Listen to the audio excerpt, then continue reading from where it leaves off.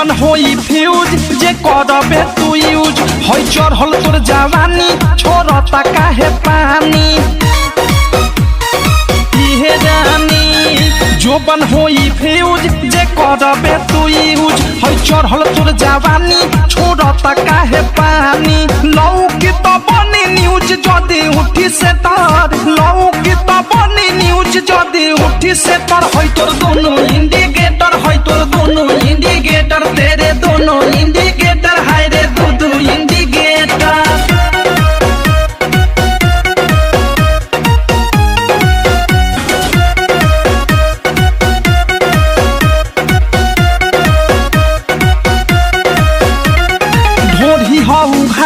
तोर गरम हो बाजार चिखा दे तनी धन मन होई टाना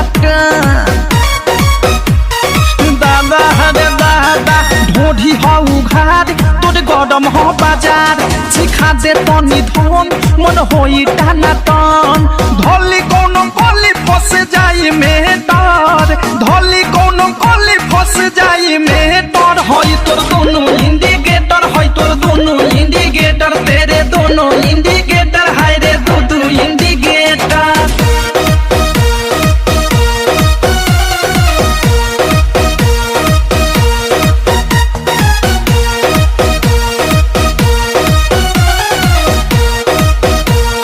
बिकी विशाल के बुरा बाटे हाल प्रेमी अवधेश के धइले बादेश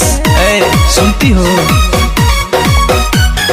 बिकी विशाल के बुरा बाटे हाल प्रेमी अवधेश के धइले बादेश